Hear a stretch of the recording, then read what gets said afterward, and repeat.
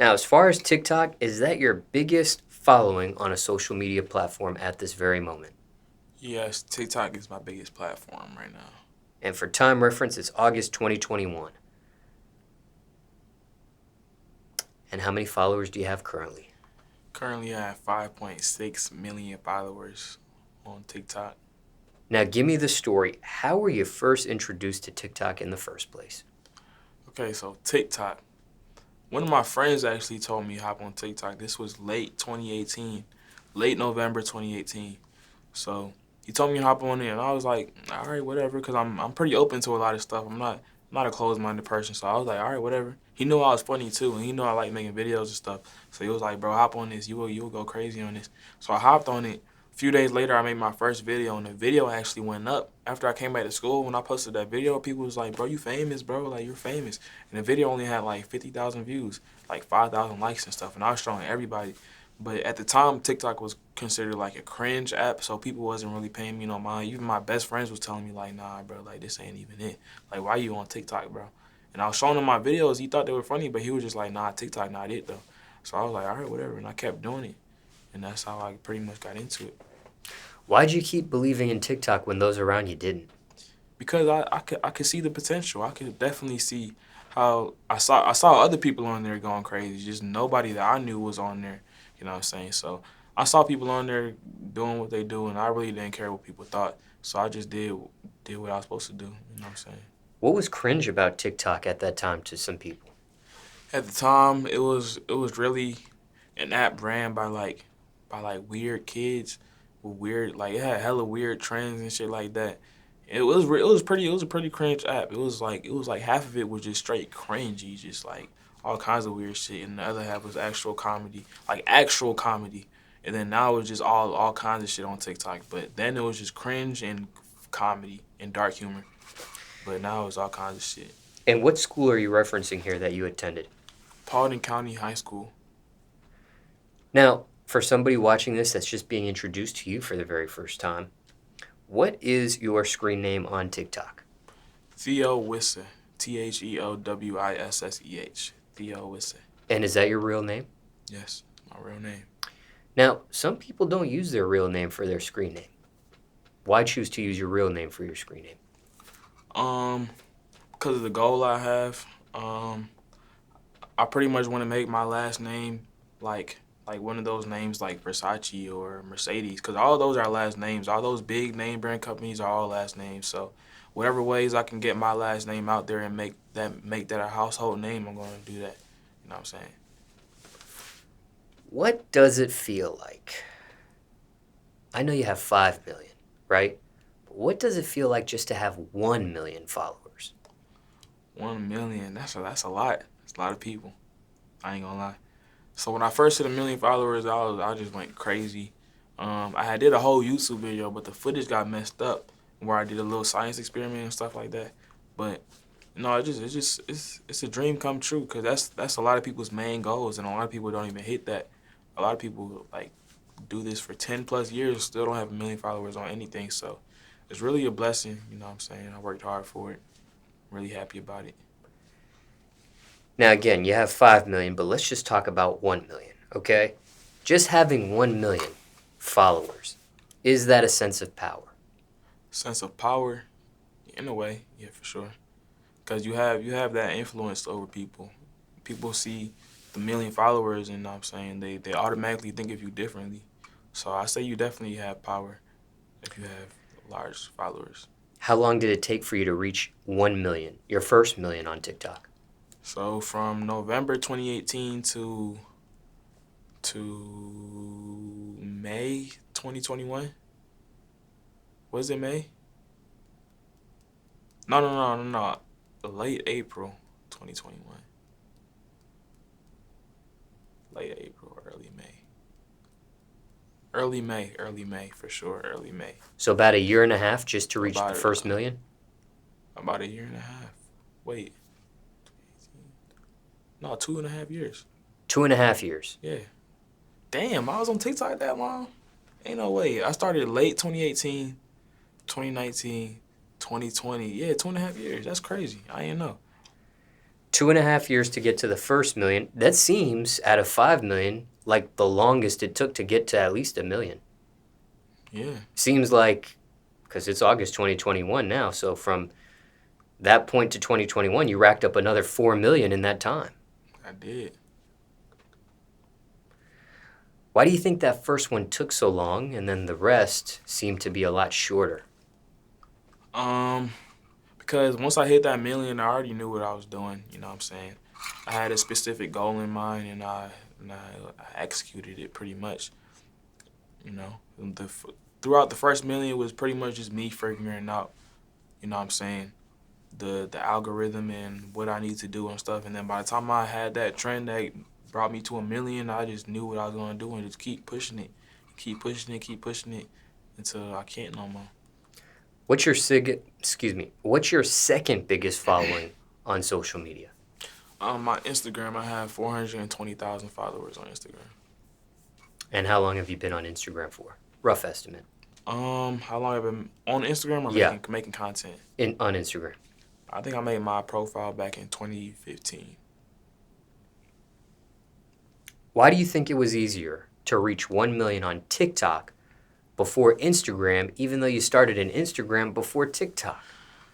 Just because the way TikTok works, TikTok is it's pretty much like a lottery. If you get lucky, you can get really lucky. You know what I'm saying? Instagram won't push you as much as TikTok would. You feel me? And I feel like it's a lot more. People are a lot more willing to follow you on TikTok than Instagram. Is this a reference to either of their algorithms at all? Oh yeah, for sure. Yeah, TikTok algorithm. A lot of the people, when you go on TikTok, you're not even looking at the people you follow. When you go on Instagram, you're only looking at the people you follow. So it's a lot easier for people to get their faces out there on TikTok than Instagram. You know what I'm saying? When it comes to TikTok, what do you think drove it to 1 million? What's the secret? Consistency and keep on evolving your content. I feel like people like to see growth within their whoever they're watching. They like to see growth within their content. So if you keep on getting better, it's gonna be a snowball effect. You're gonna just keep getting more and more and more and more. When it comes to reaching that first million, did you have a strategy to get there? I didn't have like a set plan, but I knew what I was doing. Like I had like the keys, I had the formula, but I didn't have the ingredients. And then once I got the ingredients and I applied it to the formula, it just shot up pretty much. What was the formula back then? The formula was just keep on making videos, and if whatever one blew up, you just push it. You just keep on going. And there was a couple videos that blew up and I tried to push it, it didn't even work. And then, you know what I'm saying, but you just gotta keep trying. And once you find that one and you get that reaction that you want from your audience, and you get the reaction you want from the app too, and you get all the followers and stuff, you just gotta keep pushing it. And it's still the same formula. I just now I got the ingredients now. I got the videos to push out. And when you say push it, what do you mean by that exactly? You mean, well, I don't want to put words in your mouth. Push it, you know what I'm saying? Just put it in their face. Everywhere they look, they see your face, they see your name. You know what I'm saying? Something's going viral, it's getting posted on all kinds of meme pages all over, different people's stories, all over different, you know what I'm saying, sending it to their friends and all that. You know what I'm saying? When it came to your very first million on TikTok, were you using your analytics to help with the formula at all, or to help with the ingredients at all? Were you paying attention to your analytics at all? I would say I was paying attention to it, yeah, for sure. Yeah, I wasn't looking at it like, all right, my analytics went down a little bit, so I need to change this. I was just like keeping track of it, making sure I'm doing what I'm doing right. Because analytics are always going to change. No matter what you do, no matter how good you're doing something, the app just might not like you. So you know what I'm saying. So I try not to pay attention to analytics that much, but I still look at them almost every day. When it came to posting videos on TikTok, did you have a quota back then for the first million? Did you say to yourself, I got to post at least 1 video a day or 7 videos a week or whatever? I'm just throwing some examples out. Yeah. Back then I didn't. I mean, I did. I told myself how much I wanted to, but it was kind of hard to stay consistent with it, just because I try to balance so many different platforms, and then plus the collab crib, we come up with all our content too. So it's like we're all working towards the same. We're all working on like the same like platform on there, but it was a lot to balance, so I couldn't really keep up with my goals on how much I wanted to post, but I did have like ideas of how much I wanted to.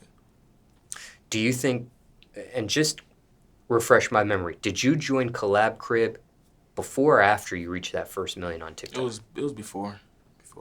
So do you think being part of Collab Crib helped get you over that million hump? Or you were going to get there inevitably? I think I was definitely gonna get there regardless, but I think having Collab Crib did help. Did help for sure. Were there certain times you would post during that first million? Certain times I would post. Oh Yeah. yeah. I tried to post.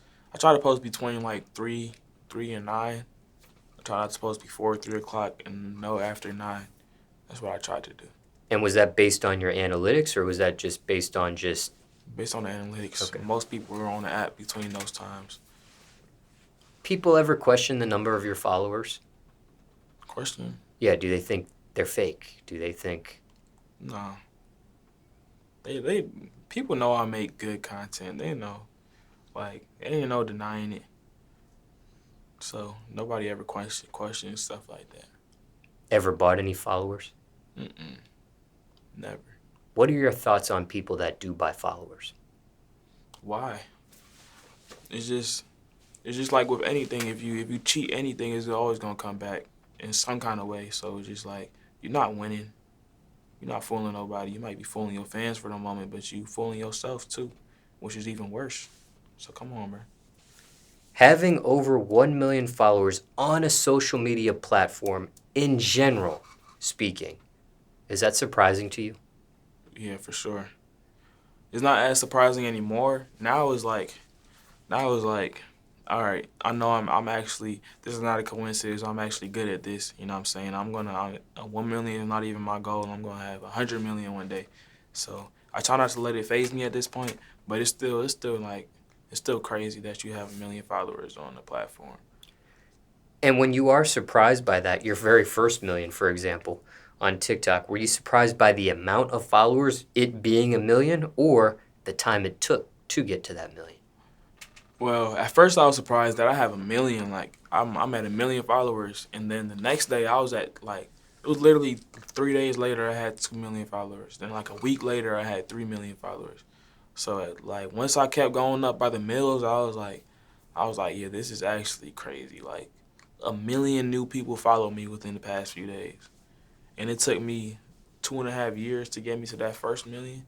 So that was really crazy. That was really the crazy part, how fast I gained the other millions. Now, because you already have 5 million on this TikTok platform, and you've already surpassed 1 million in that of itself, is getting 1 million on Instagram or YouTube, is that a challenge for you at this point? Or is it almost like, shoot, I got 1 million, I've done it on a platform before, it's no big deal. If I get it, I get it. If I don't, I don't. Who cares? Oh, no, it's definitely a goal and it's definitely a challenge. For Instagram, it's just a matter of time. Whenever I apply myself again, I'm going to go up 100K within a month or two. It happens every time. Every time I apply myself on anything, I go up. So now YouTube is really the challenge because YouTube is different. YouTube is a whole different platform itself. So I'm really trying to learn the algorithm and just the basic knowledge you need to like go crazy on YouTube, really.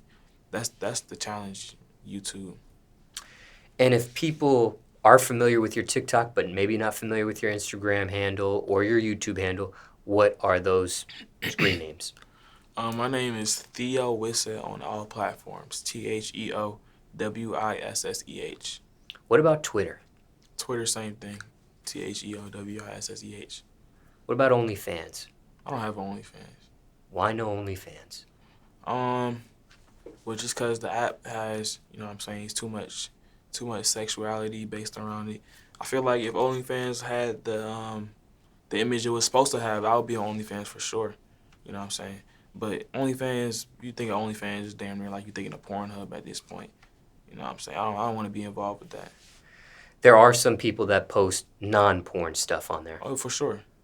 but you For feel sure. like the porn stuff Yeah. has taken over the people that are posting non-porn. Yeah, for sure. Non-porn. It's a tongue twister. Non-porn content. Oh yeah, for sure. I think the Instagram models and stuff definitely took over the OnlyFans. I leave that to them. They got it. Now back to TikTok. I have a few more questions about it.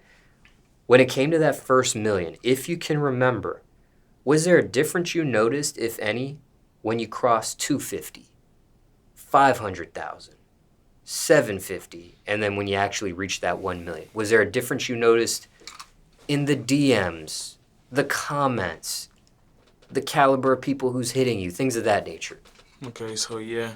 So pretty much when you're at like 100, 200K, you're pretty much in like, you have 100, 200, 300K, you have TikTok fame, but you're not famous, you know what I'm saying? There's still like countless creators that have more followers than you know what I'm saying?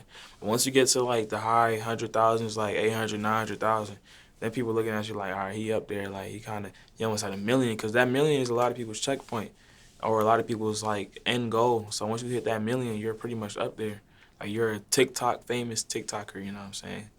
So people definitely look at you different as your numbers get closer to a million, and your promo prices go up. That's the main thing that changes, your promo prices.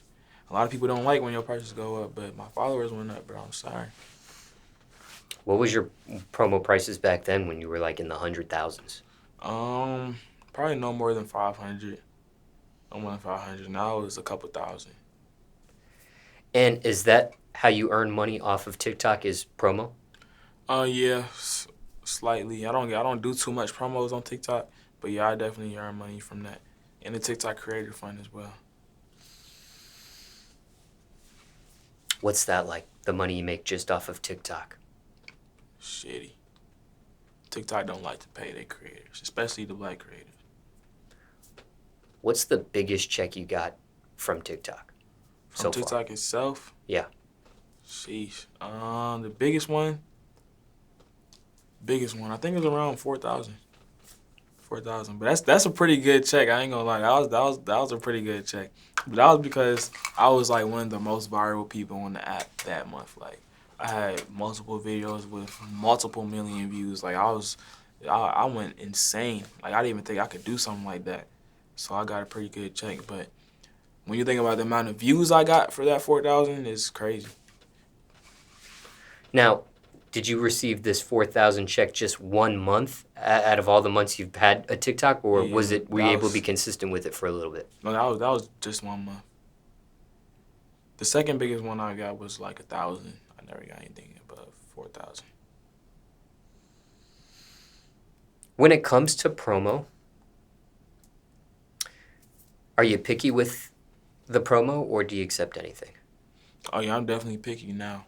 Back then I'd probably accept almost anything, but now it's like I know my worth. You know what I'm saying? If people are not trying to pay the price, I'm telling them, forget about it. If you're not trying to, you know what I'm saying, if they want me to do something specific and I can't do that, then you know what I'm saying, forget about it. What else? Now when it comes to promo, I pretty much try to get whoever's paying me to let me do my thing with the promo. Like I don't like people telling me exactly what I need to do, unless it's a large check from a big company. But if it's just a regular person, I'm gonna just tell them, you know what I'm saying, send me what they want me to do, and I'll do my thing. You know what I'm saying? Do you make a full-time living off social media at this point? For sure. What percentage does TikTok contribute to it? So let's say we had a pie chart of 100%. What percentage is TikTok? Currently, I say about 25%.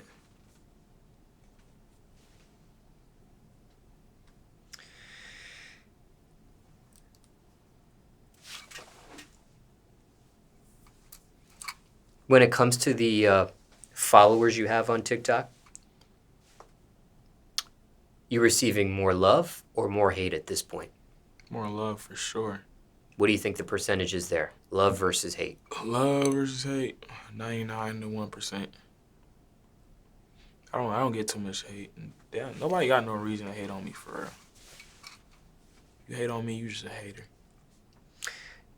You notice a higher level of celebrity contacting you now that you're at the 5 million mark? Oh yeah, for sure. It's crazy. A lot of people that I used to look up to is hitting me up now, like trying to connect with me and stuff like that. People that used to have more followers than me that I would try to collab with back then is trying to collab with me now. You know what I'm saying? So it's definitely a change in that for sure. So how do you deal with that now that shoe's on the other foot? You tried to collaborate with them, Oh yeah, maybe for they didn't sure. respond, maybe they did, but they just weren't ready for you, but now shoe's on the other foot. Yeah, for sure. I look at all opportunities to make money or to grow my platforms. You know what I'm saying? I don't hold no grudges. They did what they did back then, but they see my potential now. I don't blame them for not seeing it back then because I didn't even see it in myself. You know what I'm saying? So I don't hold no grudges or nothing like that. You are verified on TikTok. No, I'm not verified on any platform besides Snapchat, which is crazy. Ain't that crazy? You have fan pages on TikTok? Hmm. You have fake pages on TikTok? Fake pages like people posing as me. Yes. I don't think so. I think they're all fan pages. I don't think you could really impersonate somebody with 5.5 mil or 5.6 mil. They gonna know you're fake. What's your opinion on fan pages? Fan pages, I appreciate them. They're definitely the hardcore fans. That's probably gonna bring me more hardcore fans. You know what I'm saying? So definitely appreciate them. I want some more. I want a lot of them. Have you grown any relationships with any of them? Yeah, one of them. One of them. I mean, not a relationship, but we go back and forth in the DM sometimes. But she was like my first fan page back before I even had 200,000 followers on TikTok.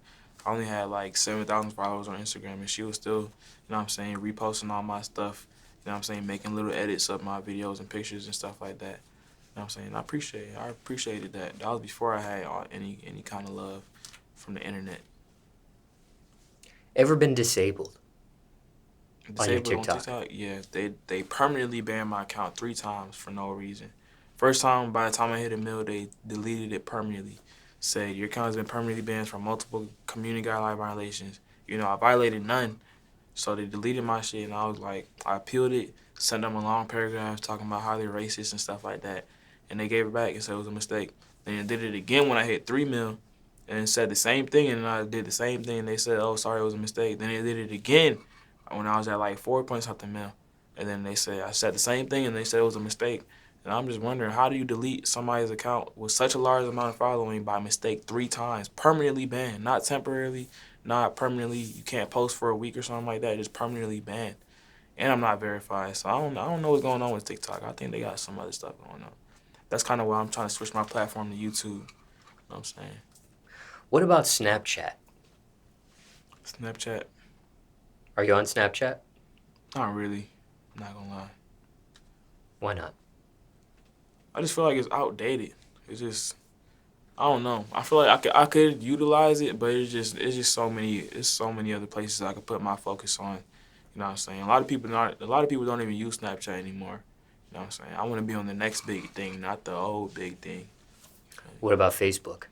Facebook, yeah, Facebook is still pretty popping. I'm just now getting into Facebook, honestly. And what about, aside from being disabled, ever been hacked? Heck no. Somebody tried to hack me. Somebody sent me a link to log into my Instagram, and I was like, I don't know if I should log in on my actual page. So I logged in with my backup page, and my backup page got hacked. And I was like, wow, okay.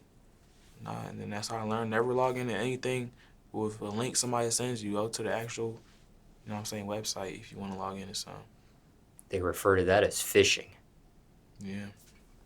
Can't catch me too quick. What about TikTok, though? Ever been hacked on TikTok? Nah, not TikTok. I hope not. God forbid.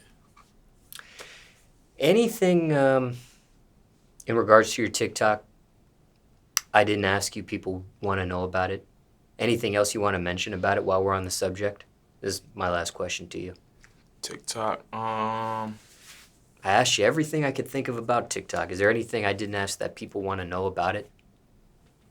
A lot of people ask, how do I come up with the dad joke videos and stuff like that? Really, I don't even know. I really don't know. A lot of people ask me that all the time, like all the time. and I just get creative. You know what I'm saying? If you think of a dad, you think of a job a dad would have or something like that, and you just think of ways that he would act, and you just act it out. What's your creative process for coming up with content? So content. So I'm a like so when it comes to those dad joke videos, like say, one of my most viral ones was with the NASCAR. That was like the second one I did. The first one blew up on accident, so the second one I was like, I'm gonna get creative with this and actually like make this funny as hell. And that shit had like 80 million views at this point. So we had started to act like I was a NASCAR repairman, and I was screwing on a slick race tire on a regular Mercedes, and then I was just like, just incorporate random ass dumb ass shit to it. You know what I'm saying? And then I told the joke, smacked the tire, walked away funny, and then you know what I'm saying, we did some other stuff, and I smacked the chair so hard the chair flew. You know what I'm saying? Just little stuff that that brings more interactions and will catch your audience off guard. That's what I focus on with TikTok. But as far as your creative process, I mean, are you locking yourself in a room Oh with no, the no, lights no. off and just coming up with ideas? Are you eating a sandwich and an idea pops in your Yeah, head? I it's mean, really just all day, every day. Anything I see, you know what I'm saying, I'll be like, I'll implement that in one of my videos one day. I might write it down. I usually don't. I'm trying to get better at writing stuff down because I forget everything.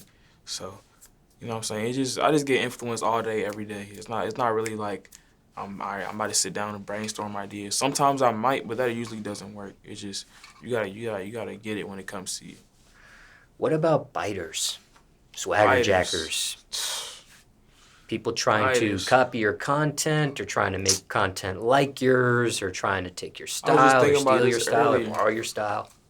People love to bite the style. They'll literally word for word, bar for bar copy what you do. Like it's crazy. It's crazy. I didn't even know I was that advanced that people just gotta copy me all the time, you know what I'm saying?